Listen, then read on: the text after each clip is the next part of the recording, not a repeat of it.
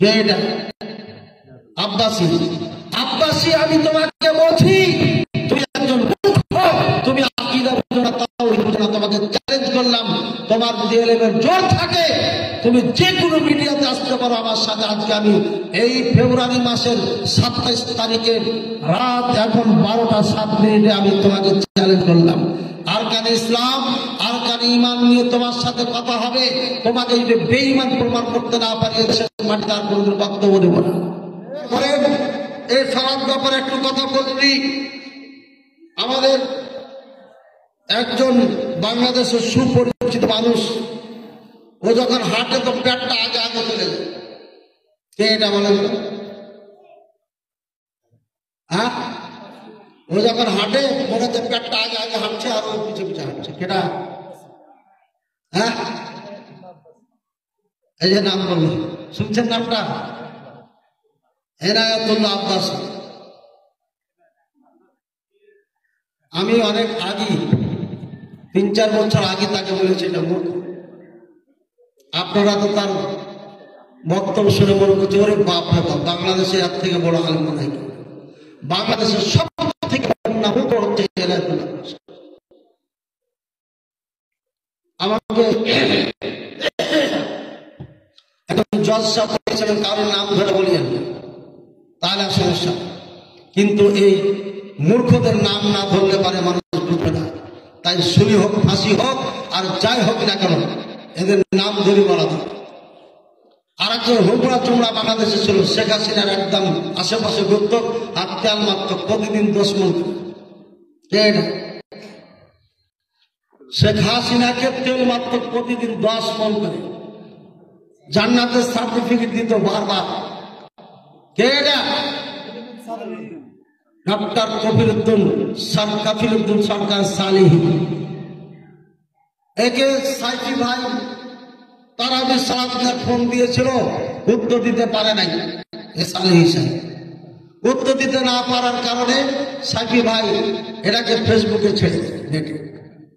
এরপর তখন তার কাছে ফোন যেতে লাগে, ফোনে হুমকি দিচ্ছে 24 ঘন্টার মধ্যে যদি এটা ডিলিট না করো তাহলে যেখানে পাবো সেখানে মাটির নিচে গেড়ে হুমকি ফোন দিয়ে দিচ্ছে। সাইফি ভাই আমাকে ফোন দিয়েছিলেন, কিন্তু আমি বলেছিলাম আমি খুব ব্যস্ত, সময় দিতে পারবো না। আগুন লাগাবে যে মানুষে।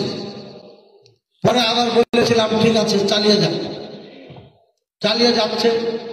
তারপর থেকে তার বক্তব্য মুছে হয়েছে।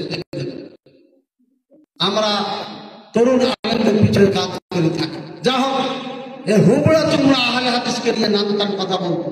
আপনারা যদি কোনো হানাফি মাযহাবের লোক থাকেন রাগ করেন না, আপনাকে আমি বলছি এই হুবড়া চুমড়া এই মূর্খ অজ্ঞ গন্ডার করার জন্য বলছে কথা। তারা মূর্খ, ধর্ম না বুঝে তারা আমাদের ব্যাপারে কথা। এই লোকটা আমরা একটা মুনাজারা করেছিলাম নীলফামারী কিশোরগঞ্জ থানায়। এই কিছুদিন আগে ওয়াজ করে এলাম 18 তারিখে। সেদিনই ঠান্ডা লেগেছে আমার, সেদিন থেকে গলাটা বসেছে। ভাইয়ের আমার, সেই মুনাজারায় আমি জানতাম শফিক কাসিমি আসবে, লুৎফর রহমান ফারাইজি আসবে, আরো কেউ কেউ আসবে, কুমড়া চমড়া গেল আসবে। যাওয়ার পরে দেখি যে বাচ্চা আমাদের সাথে 3 জন বসবে। প্রথমে চাইলাম এদের সাথে বসবো না, তারপরে চিন্তা করলাম এই বাচ্চা ছাগল গলা পরে অপপ্রচার করবে, কাজে আমাদের বসা। কাজে বসে এমন ধরাই দিয়েছিলাম, ফেসবুক ইন্টারনেট খুললে পরে পেয়ে যাবেন। তখন এই হুমড়া চুমড়া তেল মারা এই মুলবি ডক্টর এ আবার হাসি ঠাট্টা করছিল বাচ্চাদের সাথে। 3 বুড়া বসে যারা করেছে এটা কথা হবে। তখন ওকে কি কিছু বলতে হবে না, চুপ থাকতে হবে? কি বলেন? ভালো লাগবে না? এই ডক্টর কফিলউদ্দিন সরকার সালেহীর নাম ধরে চ্যালেঞ্জ করলাম 11 মিনিটের একটা ভিডিও মুনাজারা বলা ছিল। এরপরে ও তখন আমাকে উত্তর দিল 1.5 ঘন্টা, আর বললো 25টা বিষয়ে আপনাদের সাথে জীবনে একমত হবে না, তার মধ্যে আল্লাহ আরো সে আছে, এটা কফিলউদ্দিন মানে না। মনে রাখবেন, যে ব্যক্তি মনে করে আল্লাহ আরো সে নাই, আল্লাহ সব জায়গায় বিরাজমান, অথবা মুমিনের কলবে, ওই ব্যক্তি অরিজিনাল কাফের, চিরকাল জাহান্নামে, কোনোদিন জান্নাতে যেতে পারবে না। আমি পরে 2 ঘন্টার বক্তব্য দিয়ে তাকে চ্যালেঞ্জ করলাম, কোরআন হাদিস নিয়ে আপনার সঙ্গে আলোচনা হবে। এরপরে সে বলল, সে সময় পাওয়ারে আছে হাসিনার আশেপাশের লোক, আমাকে সবাই ভয় দেখাতে লাগলো, ফোন আসতে লাগলো। মোতালিব নামে একজন ছাত্র, তার নাম শুনেছেন? হ্যাঁ, ইদানিং দেওবন্দীদের সাথে সঙ্গ দিয়েছেন, পরে আবার কি হয়েছে না হয়েছে আল্লাহ ভালো। মোতালিব না, এই তার ছাত্র আমাকে ফোন দিয়ে বলছে, আপনাকে 1 সপ্তাহ টাইম দিলাম, এর মধ্যে যদি ডিলিট না করেন এ বক্তব্য তাহলে পারে, এবং ক্ষমা চাই তাহলে পারে আপনার ওই সাইফির মধ্যে আমাকে হুমকি দিচ্ছে।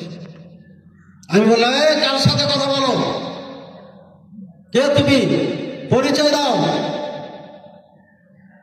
সরকারি লোকের ভয়েস কিন্তু আমি বুঝি, তাদের ভাষাই বোঝা যায় যে হ্যাঁ এটা সরকারের লোক, অফিস থেকে ফোন দিয়েছে, এটা আমি বুঝি না, আলহামদুলিল্লাহ।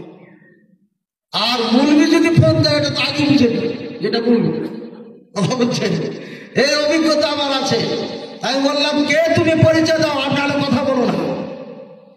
হুমকি আমকি দিচ্ছে আমাকে সাইফি পাও নাই, এটা মুখলেস বিন আরশাদ মাদানী, সাবধান হয়ে কথা বলো, টানা বাড়া করলে ছাড়া বাড়া করে দেবো। যাই হোক, প্রফেসর বলছে যে আপনি আমার দাদা হুজুরকে আপনি মুনাজারা পাশে চ্যালেঞ্জ করেছেন, অ্যাটাক করেছেন, তার পিএইচডি নিয়ে কথা বলেছেন আপনি। আমি বলেছি যা বলেছি ভদ্র ভাষা বলেছি, কম বলেছি, বেশি করলে পারে আরো বলবো। শেষ ম্যাচ ফোন আমার এই নাম্বারটা অনেকজনকে দিয়ে দেয়, পরে রাত 12টা 1টা 3টাতে ফোন আসে, ঘুমে ডিস্টার্ব হয়, আমি আবার সাইলেন্ট করি না। এরপরে যখন বললাম কেউ আর নাম্বারটা আমি ফেসবুকে দিয়ে দিলাম। আমার তখন ফলোয়ার ছিল 40-এর ওপরে, আর 56তে যাওয়ার পরে হ্যাক হয়ে গেছে ওই পেজটা। তো যাক, এই লোকটা এরপরে এর কাছে ফোন আমার আসা লাগলো, শেষে ক্ষমা ঠিক আছে। এই আবার চ্যালেঞ্জ করছিল 17 রাকাত ফরজ নামাজ যদি সেই হাদিস দ্বারা প্রমাণ করে দিতে পারে আহলে হাদিসেরা, তাহলে আহলে হাদিস হয়ে যাবে। আমি তার উত্তর দিয়েছি, জবাব দিয়েছি, কিন্তু এই বেঈমানে এখন আহলে হাদিস হয় মিথ্যু, দেওবন্দি হওয়ার চেষ্টা করেছে, কিন্তু আহলে হাদিস হয় নাই, মিথ্যাকেরা। এটা আপনি দেখবেন, জবাব দিয়েছি। এরপরে আবার ভারত থেকে এক বক্তা আমার ওই বক্তব্য নকল করে আবার তার জবাব দিয়েছে। তাদেরগুলো ভাইরাল হয়, আর আমার যেতে পাওয়ার নাই, মিডিয়া কম, এই জন্য আমারগুলো ভাইরাল হয়, কিন্তু আগে আগে আমি বলি।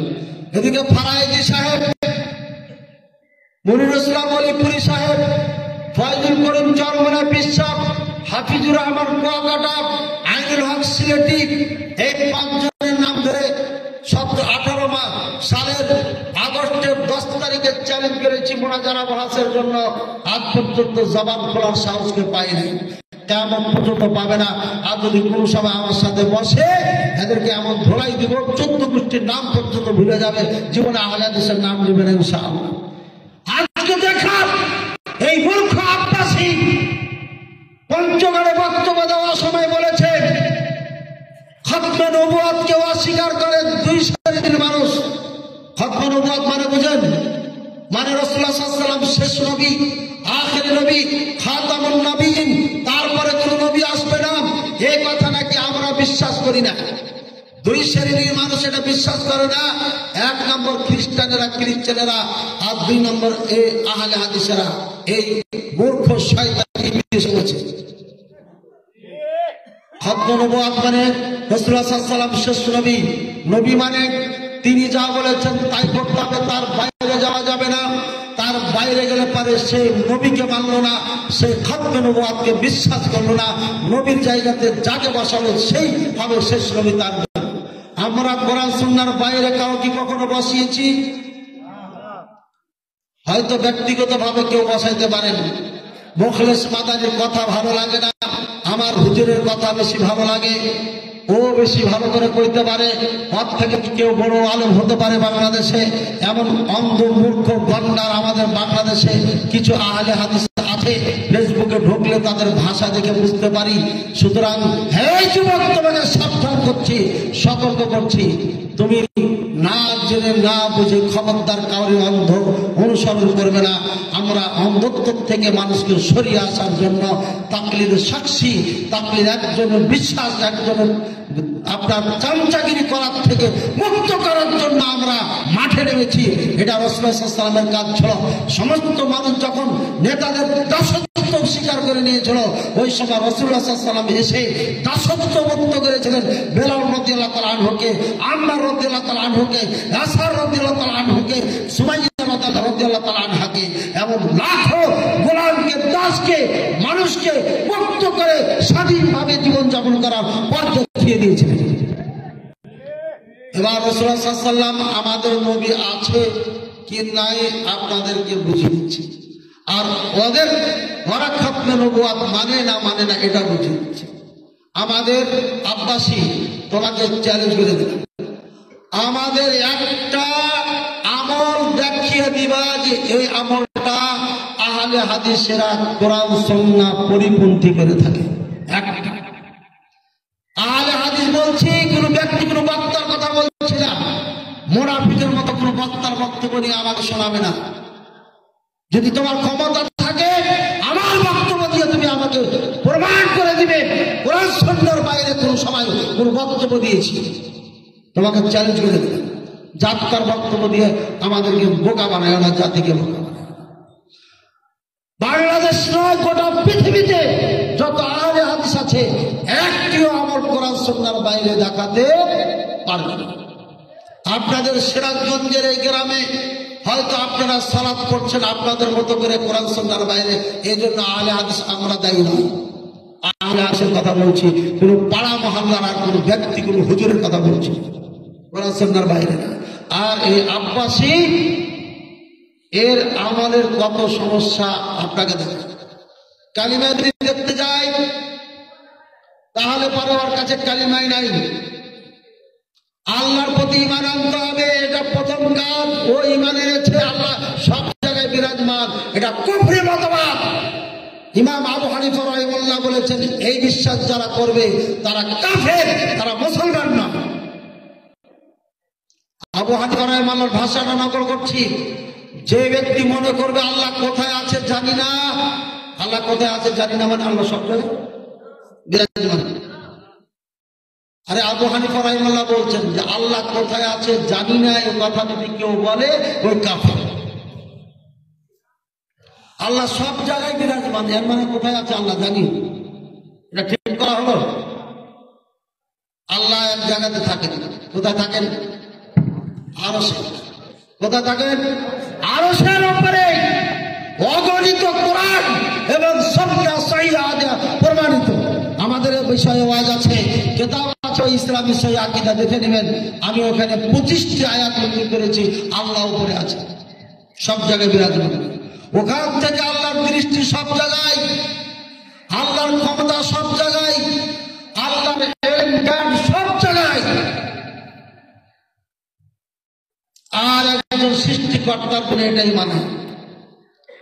স্বামী বিদেশ থাকে, ওখান থেকে স্ত্রীকে যদি কন্ট্রোল করতে পারে তাহলে এটা স্বামী।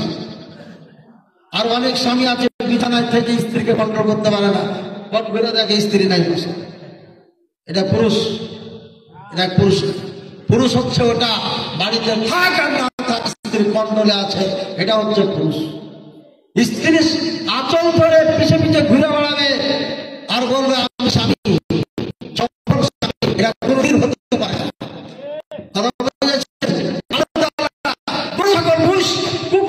সবার সাথে সব জায়গায় থাকবে, এটা আল্লাহ সাইড খেলা, এটা আল্লাহ সামনে চলে না। যারা আকীদা বিশ্বাস থাকে তারা মুসলমান থাকে না, মুসলমান থাকে। এবার দেখেন সব নিয়ে দেখি, কালিমাটা একটা বুঝবেন কম। 55টা পার্থক্য আছে, এরা তাওহীদে মানে না, বিশ্বাস করে না। যার কারণে আমরা যদি চাইতাম ওদের মতো মূর্খ হতাম তাহলে সরাসরি নাম ধরে কাফের বলতাম, কিন্তু আমরা আল্লাহকে ভয় করি। আহলুস সুন্নাহ ওয়াল জামাতের রুলস আমরা মেনে চলি, যার কারণে আমরা কোনো মুসলমানকে কাফের বলে ফতোয়া দিই না, স্পষ্ট দলিল থাকার পরও দিচ্ছি। আমরা কেন দিচ্ছি না? স্পষ্ট দলিল থাকলে তো হাদিসই বলেছে কুফরান বাওয়াহা দেখলে পারে কাফের বলা যাবে। এই জন্য বলছি না যে তারা মূর্খ, বুঝে না, উল্টা ব্যাখ্যা করছে, এই জন্য মূর্খতার কারণে তাদেরকে আমরা মুসলমান